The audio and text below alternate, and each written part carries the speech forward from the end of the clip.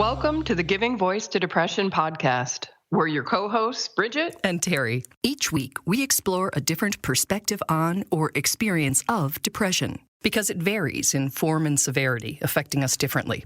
Our guests share intimate details of their struggles, coping strategies, and recovery. We keep it real because the struggle is real.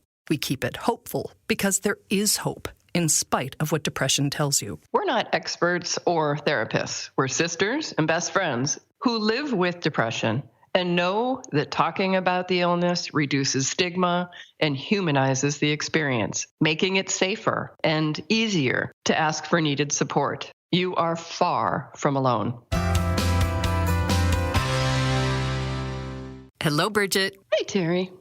So in last week's episode, encouraging a national conversation on mental health, we interviewed a podcaster in the UK. Keeping with this theme, today's guest, Dan Udell, also a podcaster and mental health advocate, who recently profiled giving voice to depression on his podcast called Know Yourself. He let us record the whole conversation live, and we edited it down, and we're about to hear it. Dan's version is about an hour and a half long, and as always, we're keeping ours under 20 minutes. But if you're interested in the full interview, we'll link to it.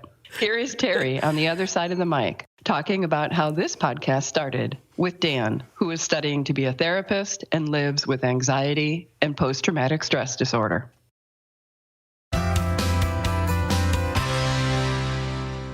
Good evening. Welcome to Know Yourself. This is Dan Udell here, and I'm with Terri from Giving Voice to Depression podcast.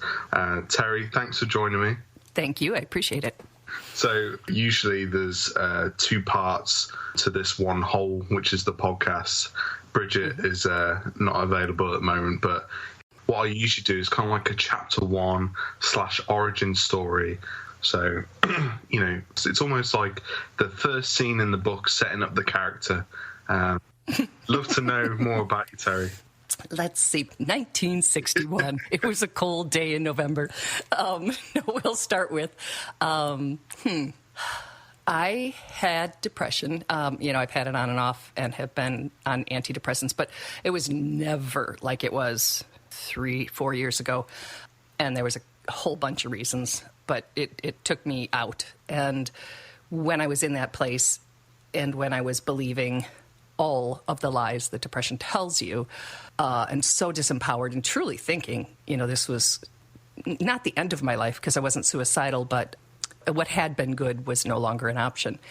When I came out of it, and that was with the help of a doctor and antidepressants, I just thought, given my background in news, given the fact that I have interviewed people and recorded audio for more than 30 years, I felt like a calling, I don't know, an obligation, the privilege maybe of being able to use my experience that I had just gotten out of and my talents, I guess, to start a podcast and to meet people literally where they are. And that might be in their bed where I was. And I thought if I had heard from someone saying, hey, truly, it's not like your mom saying, turn that frown upside down, or whenever there's rain, there's also a rainbow. That none of that was going to help me because I really, really was not in a good place.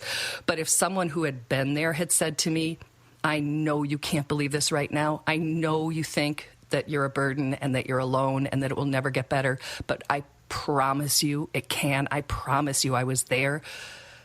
I think that would have helped. Yeah. And so I decided, I called my sister Bridget, who had also experienced depression, and said, do you want to try this with me? Do you want to see if we can reach anybody? And, we had that whole one person thing going on. If we just reach one person, yeah, that would make it worthwhile. And in our first month, we had 106 plays, and we were like, whoa, 106? Yeah. We might have reached more than one, And then last month we had 9,000, and it's been a year and a half. Wow. So, yeah, and that's not like a boastful thing. That's a evidence of how deep this need is. Yeah. People need to hear real stories and real people, and no, I'll say BS. We have to acknowledge the struggle and the reality of how deep and dark that pit can be, but we also have to give people hope and let them know that there is another side, and you and I are both speaking from it right now. That is amazing, and how nice that you can share that with your sister as well. It's really nice, yeah. She has a different perspective, of course, because she's a different person. I'll say something and she says, or and I go, oh, yeah, excellent. So, yeah, and I love her so. It's kind of like yin and yang working together. Exactly. And how did you get to working on the crisis helpline? That is actually was in response to the death of a niece, which was not by suicide. It was an accident. Uh-huh. But I realized that I was unequipped and untrained in how to speak to someone really hurting. And so in honor of my niece, I volunteered there so that I could train and learn how to be present for somebody who needed me. And I think that probably in part led to this. It's going to help so many people. So many people are going to hear like the kindness and the compassion that I feel in your voice, and they're really going to get something out of that. So I really appreciate you sharing that, because that's not just, something insignificant. No, that's not in my bio. Yeah. As a podcaster, for you, what's like a real standout episode that you've done on your podcast? Oof. Wow. Yeah. I don't know how I would pick one. I have learned something from every single person I have interviewed. Sometimes it's a way of explaining something. Sometimes it's a way of understanding something. Sometimes it's a new coping skill. Sometimes it's that I messed something up on the mechanics and I learned how to do it when I called them back and started recording again. One of my favorites, though, was Johnny and Neil in the UK. And Johnny had been suicidal, was literally over the rail on the bridge. Neil, quote, the stranger on the bridge, saw people passing him and said he could not do that. And he talked to him. And Johnny came back over the rail, and years later they have reconnected. I think that we can think, I'm not trained, I don't know what to say. Not to mention that 99.9% of the time, suicide prevention has nothing to do with the rail of a bridge, and it has to do with asking someone if they're okay. But to be able to hear how much someone listening to him, Johnny, who was the man who was going to end his life, said he listened to me in a way no one had ever listened to me before. And Neil, the listener, had no training, none whatsoever, had not discussed mental health in his family growing up any more than most of us did. Maybe you more so than me because of our age difference, but it just wasn't talked about. And that was really powerful for me, because how often do you get to hear both sides? Yeah. Gosh, that's amazing. Yeah. It was, yeah. I was just, while they were talking to me. I think they're called... It was like the power of compassion, part 1, and the power of empathy, part 2, because I forgot what I had named the first one. So I think they're not called the power of compassion, parts 1 and 2. I never said I was organized. Yeah. What a special memory for you as well. Very grateful for that. And there have been a number of others, like Sergeant Kevin Briggs, who has the nickname of the Guardian of the Golden Gate Bridge. Not all my stories are about bridges. But he talked to more than 200 people who were on that bridge and gave them enough hope to come back over. He doesn't use the phrase that he saved them, because people save themselves ultimately. But, that was a really powerful interview for me, too, because we talked about his depression and how he, as a man, you've talked about that in your article, the PTSD, My Path to Knowing Myself, that as a man we're taught, listen to me, you're taught to be, strong and strapping and the rock and, whatever nonsense makes it so that you feel you can't be honest about your emotions and be human. And as a woman, I would prefer a human partner, which then made me think of another episode I did with a man named Roro, who wrote an article about how being honest about his mental health struggles made him more of a man. And that because he was more a whole person and more an authentic person, that he was actually more of the man he is than the one who was hiding and pretending he was something he wasn't. So I don't know why we're getting on the man tangent, but maybe because I was on a dating site before we talked. I wasn't. But I'm just saying, I'm kidding, I'm sorry. I don't know why I joked during this. But there's a point, right? You don't have to be Eeyore to have depression. No. And you certainly are sad. Sad is hardly the word, but you're, not making jokes when you're in it. But you're not always in Wow. it. And you can still be funny, and you can still be creative, and you can still be, you know, a great friend and have a good time and all that kind of stuff. And then there are times you can't, Yeah. but it's just a part of who we are. Like, for real, like, I would say I hide a lot of my problems behind humour. I've got, like, a really dark and twisted sense of humour. And, like, you know, I for real used to say... Yeah, I used to say, like, some really messed up things, and I look back now and I'm like, God, those were, like, warning signs. I was telling people, but I was, like, I was still masking it. I really wanted to get the truth out there, but I just couldn't quite do it. You know, it may be better to say, like, whew, you know, really not snapping out of this, or whatever you might say, as opposed to, you know, I'm thinking about death, you know, a lot, and having somebody be like, whoa, what the, you know, I don't know what to do with that. Yeah. So maybe there's something smart about that approach. Yeah. It's still a way of being able to say what you want to say, but also takes away the risk of someone actually listening. Yeah, interesting. So I think that's why I did it. So what I want to ask is very straightforward. Like, what was your depression like? Good question. I just go dark. I just completely withdraw. I get very silent. You know, even like returning a text is something that's going to have to wait. I was in bed a lot, but it was mostly just those thoughts. I mean, I'm a very positive person. I'm not Pollyanna. I mean, I was a crime reporter. But I'm not a negative person. And I, you know, can very often do the glass half full, probably more often than I should. But there was no water in that glass. I mean, I remember the thoughts that go through your head. Dear God, is depression a bastard? I mean, the fact that it talks to you in your own voice, the fact that it infiltrates your body way before you even know it's there. Yeah. And it's like it's doing behind the scenes recon, you know, and it gets at your deepest, darkest secrets and insecurities. And then after it completely wears you down, it starts in, and it just starts, you know, that talk. You know, you are nothing. You'll never be anything. All the good times are gone. The bad times are going to get worse. You're a burden. You're alone. Nobody cares. If you did die, nobody would care. Maybe they'd be better off. You know, and you sit there and you're like, what the hell? But you actually don't, because you're so in it. You're going, yeah, I know. And it was horrible. What about you? You said you've experienced it. Am I allowed to ask that question back? Yeah, of course. Yeah. I'm really lucky that depression isn't really a massive feature of my life. Like, when it is there, it's bad. Like, you know, but like, yeah, the post-traumatic stress disorder's been the most difficult because it's every day. It just doesn't, it's constant. Don't they say with all the, as more research and evidence and information about ACEs, the adverse childhood events, is coming out, that they literally rewire your brain. It's not that, you know, you can't stop thinking about it or you can't let it go. The events change us, physically change us. It's interesting you bring that up, because I've actually never spoken about this, what I'm going to speak about now. When it happened to me, I remember saying to my therapist, and it was, I would say this is like 2 or 3 sessions in. It definitely wasn't the first session that I ever had. I remember saying, it's like I don't know who I am anymore. It's like when I got beaten up, like they beat who I was out of me.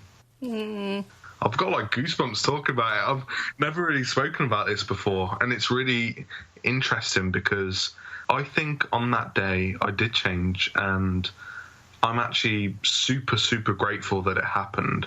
I've actually been able to figure out some parts of who I am. And I wouldn't have been able to do that because I wouldn't have put myself under the microscope. That's interesting. One of the episodes we did was on how people are grateful to their depression and what they've learned from it. Yeah, I think what you just said is certainly one of them, even if it was under the context or is under the context of PTSD. Let's talk about your sister, if you don't mind.